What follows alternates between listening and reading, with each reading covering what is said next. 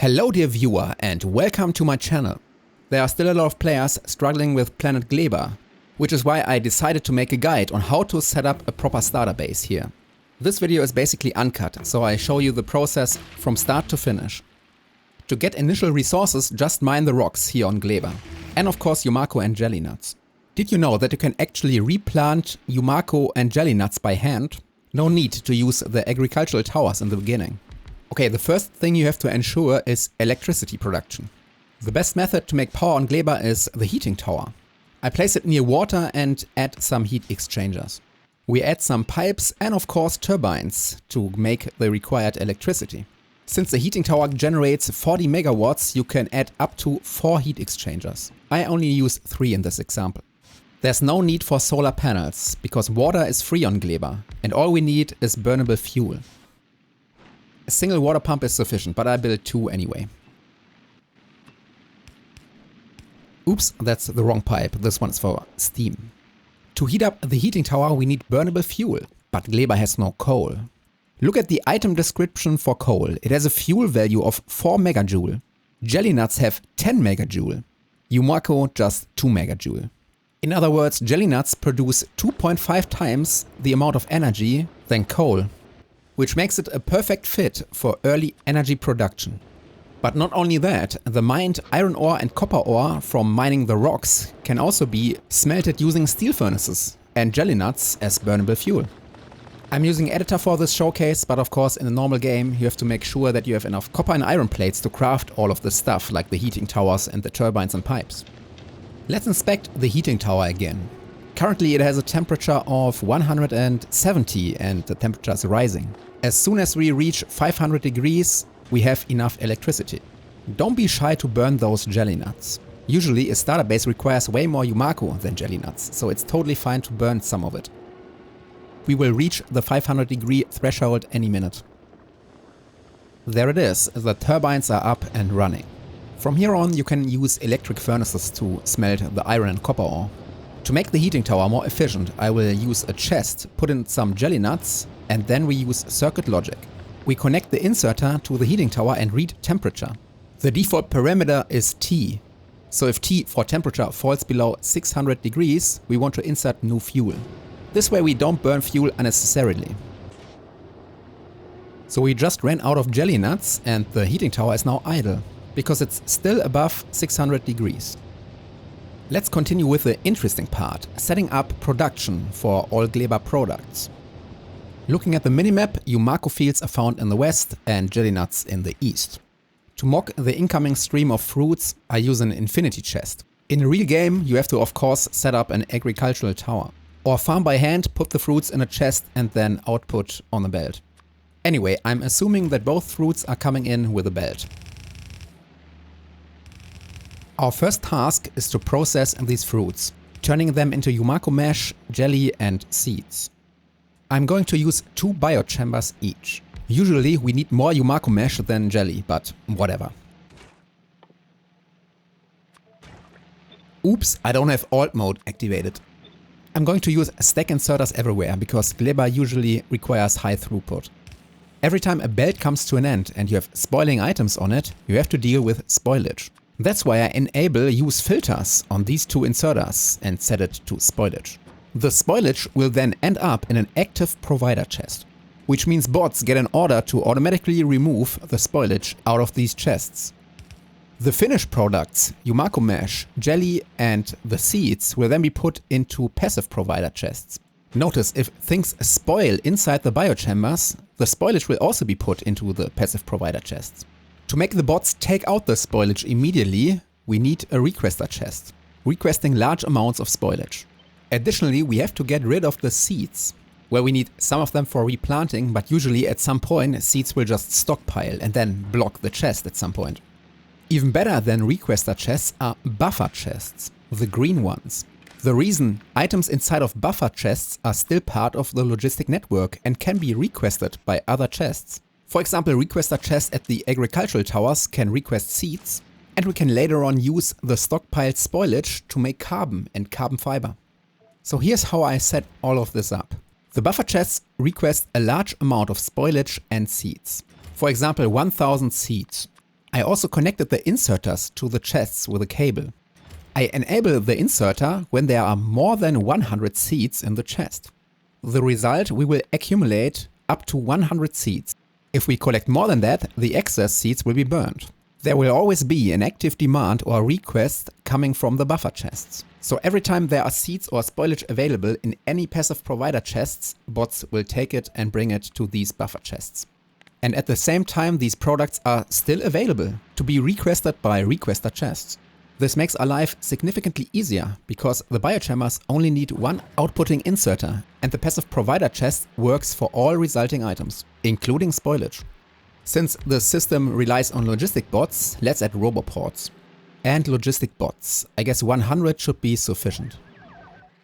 Next up, biochambers require nutrients instead of electricity to produce items. Naturally, for this task, we use requester chests. It's very important to always check the trash unrequested checkbox, because nutrients and most other items we request can spoil. To request the required nutrients, I'm going to use a logistic group. Creating a group makes it very easy to reuse this request. I'm using the name nutrient symbol nutrients, and I'm requesting 20 items. This can be changed at any time globally for any chest that uses this group. There's also the checkbox request from buffer chests. Buffer chests don't matter here, but this also sets priority. Since the production of Yumako mesh and jelly is essential, requesting nutrients with priority makes a lot of sense. You should also add modules on Gleba if possible. Remember, the biochambers don't run with electricity, they run with nutrients. So increasing productivity and speed is always beneficial. The increase in required nutrients is very easy to handle, don't worry. We also have to make sure that we don't produce too many items. By clicking the logistic network button, we can connect inserters or the biochamber itself to the logistic network. The biochamber is only enabled when there's less than 300 Yumako mesh in the system. Same concept for the jelly production. The biochambers are only enabled when there's less than 300 jelly total in the logistic network. The reason we don't want to produce more than that is obvious: these items spoil. To reach continuous production and have Yumako mesh and jelly available at all times, we have to produce nutrients. The most efficient way is to turn mesh and jelly into bioflux, and then bioflux into nutrients. The bioflux to nutrients recipe is very fast and creates a large amount of nutrients, which is why I'm using 2 chambers for bioflux and just 1 for the nutrients. Let's start this time with setting up the requester chests. I copy-pasted the settings from the requester chest above, so trash unrequested is already checked and the nutrients group is already there. All possible resulting items will be put into passive provider chests again. Bioflux and spoilage on the left and nutrients and spoilage on the right. Just like before, I connect the biochambers to the logistic network to only produce a maximum of 100 bioflux. For nutrients, I'm setting the threshold a bit higher. Let's say 200. Right now I'm only requesting nutrients, not the other necessary ingredients. I simply forgot and will fix it later. But how do we produce nutrients with biochambers when biochambers need nutrients to run in the first place?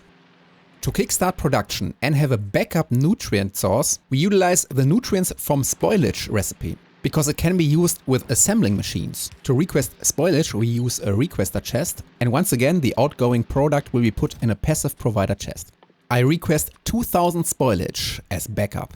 And this chest must have the request from buffer chest option enabled, because as explained earlier, we are collecting spoilage in the green buffer chests to the right.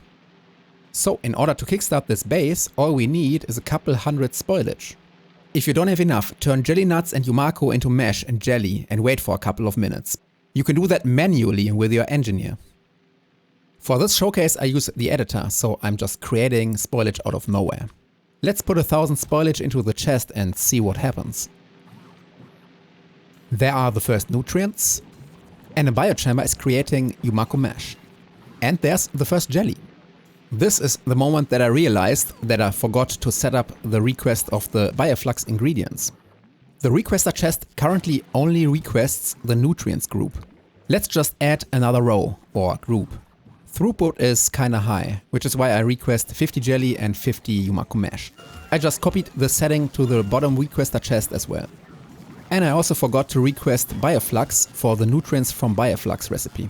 So we add another row and I think requesting 10 bioflux will be sufficient. So as long as there are incoming fruits, this system will continuously work forever. We burn excess spoilage and seeds, and as long as agricultural towers are replanting seeds and farming fruits, we are good. I want to disable the assembler for the backup nutrient production, when there are enough nutrients in the system. Now the assembler is only active when there are less than 4 nutrients in total. Remember, resources on Gleba are infinite and don't deplete. Even if we don't produce anything else, this will never clog up. See, after a while all biochambers stop because the thresholds are met. Only the production of Yumako mesh is still going because it's less than 300. And now everything is idle. 300 mesh, 300 jelly, 100 bioflux, and I think it was 200 nutrients are available. I'm now speeding up the game significantly to see what will happen. This is 32 times the normal speed. Wait for it. And suddenly there's some action. Nutrients in the requester chests spoil. And since we have set up trash unrequested, bots will remove the spoilage from the chests. And then the biochamber producing nutrients will kick in again, because we have less than 200 nutrients total. Of course mesh and jelly spoils as well, even bioflux after hours. Seeds for jelly nuts and Yumako will accumulate in these buffer chests. In this showcase I don't have agricultural towers, but in a real game we will get more seeds than are necessary for replanting. And I already mentioned it earlier, let me show you the manual replanting. Just put the seeds on your cursor and click your mouse. Very easy method to get going before having towers. I'm pretty sure some of you already identified 2 major problems this base has. For one, we are still burning jelly nuts and there is no jelly nut source for the logistic network.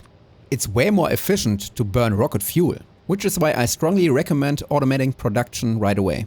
Second, we don't have any base defense against pentapods yet, which will also require a lot of electricity. So let's continue by setting up the production of rocket fuel. I think this spot will be for the egg production later, so let's produce rocket fuel over here on the left. I guess 2 biochambers will suffice. Now first of all, let's make sure that we get incoming water for this recipe. We can just take it from the heat exchangers down here, but you can also build a dedicated offshore pump, of course. Okay, done.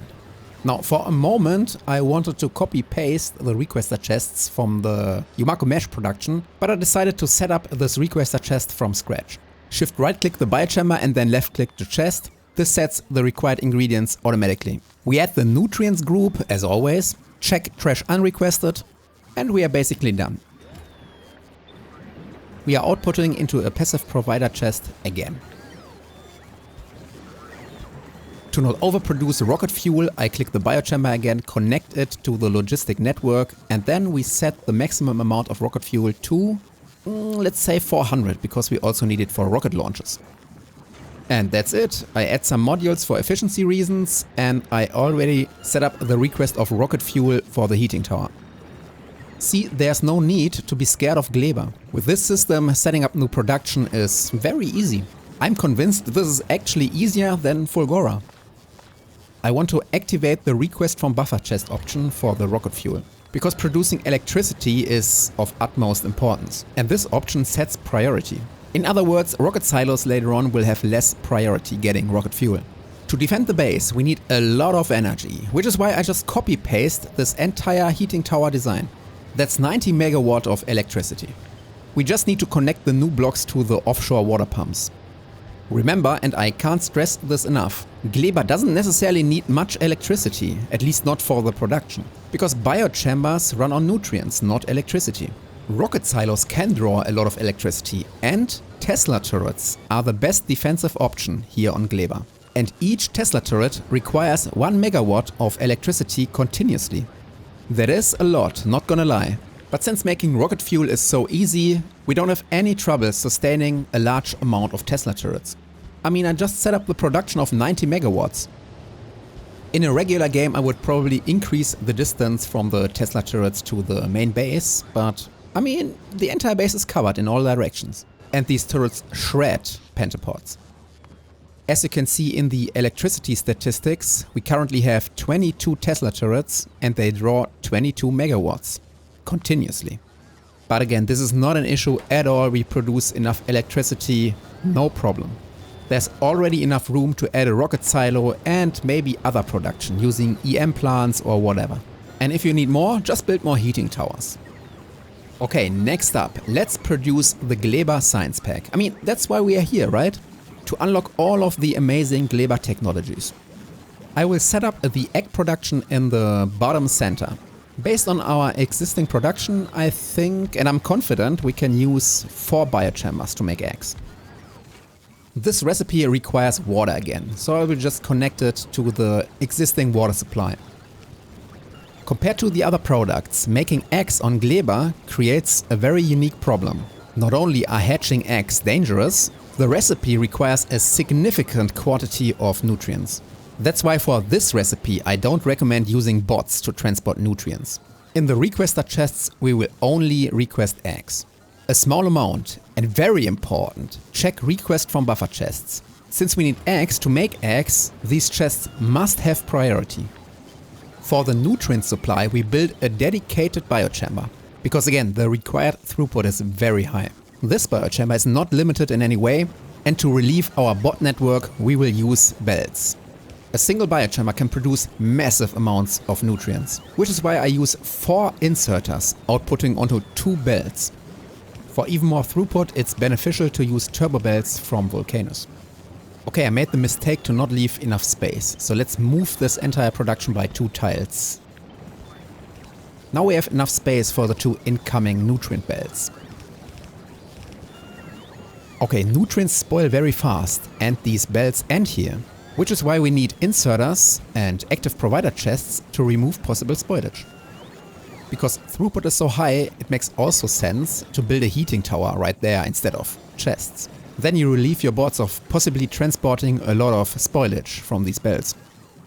To kickstart production, we need at least 1 egg. Big mistake, the dedicated nutrient production has an output passive provider chest. And I forgot to output the resulting eggs into a chest. Okay, now this should work as expected. Slowly but steadily all of these biochambers start working. They output eggs and then bots will take them through the requester chests with priority. We don't have a science production yet, so when speeding up the game we will accumulate a lot of eggs. To deal with this problem, I will build another buffer chest and request eggs near this heating tower. This works because of the priority system. Blue requester chests have a higher priority when requesting items than green buffer chests. Which means with this method we are only burning the leftover eggs. The ones that are not requested by the egg production and later on by the science pack production. And I actually made a mistake by using the same heating tower as for the disposal of spoilage. It is safer to build a dedicated heating tower just for the removal of eggs, like this.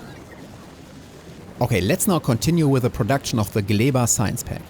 I think we can supply 3 or 4 biochambers. After building the biochamber and setting the recipe, we use a requester chest again, and we set the ingredient request by shift right clicking the chamber and then shift left clicking the chest.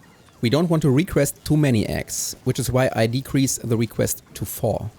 Don't forget trash unrequested, but under no circumstance press the request from buffer chest option.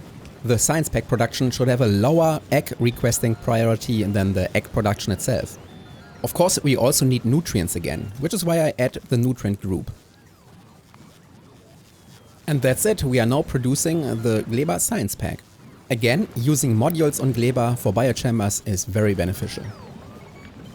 To increase production rate even further, we can just copy-paste this design. Now we have 2 biochambers up and running, and I'm sure the egg production supports even more, so let's make it 4. Instead of putting the science packs in a passive provider chest, I personally like to use belts. I don't know why, but I guess seeing the flow of science packs is just very satisfying. So let's output on this fast transport belt and deconstruct the passive provider chests. There are a couple of tricks to make sure that only the freshest science packs are loaded into the rocket silo. But that's not the focus of this video. I will just put all of the science packs in a chest very close to the silo. And of course, to make rocket launches possible, we have to request the rocket parts. The space produces a lot of rocket fuel, but no blue circuits and LDS. which is totally fine by the way. You can just import the blue circuits and LDS from, say, Norvis or Volcanoes. If you don't like Gleba and you don't want to set up a sophisticated rocket part production, then don't do it. Do not forget to use productivity modules in the rocket silo, especially when importing blue circuits and LDS for launches. Okay, let's assume we import blue circuits and LDS, so I'm just setting up a request in the cargo landing pad. By importing the products, the base can stay very small, allowing us to construct rockets and export the Gleba science pack. And that's it. It's a self-sustaining base able to defend itself, and it produces the science pack to get all Gleba technologies. It reaches a science per minute rate of round about 140 per minute. That's more than enough, even for a, let's say, 500 SPM Norvis base. Because in space age you don't have to match the Norvis SPM rate. The trick is to accumulate packs on Norvis and then just cycle through different types of research from different planets. But let's assume we want to produce more items like carbon and carbon fiber and set up a continuous copper and iron production. This would allow us to make Gleba completely self-sufficient, including the production of all rocket parts. So let me show you how to set up the production of carbon and carbon fiber with this bot network setup. First, set up the required biochambers and set the recipe. And we use the same combination of chests again, requester chests, and we output into passive provider chests. We continue to request nutrients with the nutrients group. For the carbon production we need spoilage, which is why setting the request from buffer chest option is necessary, because remember, we store the spoilage in a green buffer chest. For the carbon fiber production we request the carbon and Umaco mesh. Don't forget to limit the production. In this case I only want to produce carbon fiber until we have 400. Very easy. Now we have carbon fiber production up and running. Let's continue by setting up copper and iron bacteria production. I'm going to skip most of the setup because it's once again the same principle. Instead I want to focus on kickstarting the bacteria production, because that's what makes this recipe unique. We need bacteria to make bacteria, but bacteria spoils into the corresponding ore. To make it happen we use the simple bacteria recipes. They are very inefficient, but they don't require bacteria to make more bacteria. Instead it turns jelly and mesh into bacteria with a 10% chance. You can use biochambers for this, but I personally like to use assembling machines. To kickstart cultivation we only need one single bacteria anyway, so the extra productivity from biochambers doesn't really matter. I only request a minimal amount of jelly and Umaco mesh. And I want to disable the assembler when there's enough bacteria in the system. You can come up with more complicated circuit logic to not waste any resources, but I don't mind a minimal amount of jelly and Umaco mesh spoiling in the requester chest. Spoilage is not waste, we need it to make carbon. The iron and copper bacteria will then spoil into ore in the passive provider chest. We can then turn the ore into iron and copper plates. I use electric furnaces in this showcase, but I highly recommend importing calcite and using foundries. That's way more efficient. If you need even more resources, just copy-paste this design. Using the same methods, we can then set up the production of plastic. Now we have all necessary ingredients to make LDS, green circuits and red circuits. For blue circuits, just add biofuel fuel production. Okay, I hope this video was helpful and educational. I will create a blueprint of this entire starter base and put it in the video description. For Patreon supporters I will also provide a save game of this test world. So don't be afraid of Gleba. If you can't set up the starter base on your own, use the blueprint to get started. And once you have this starter base up and running, extend the base or develop your own solutions. I already made a video explaining how to master Gleba with belts. Check it out if you haven't seen it. Do you like this more or less uncut Nilos style content, going more into the details and explaining every move? Then let me know in the comments section. See you next time, bye.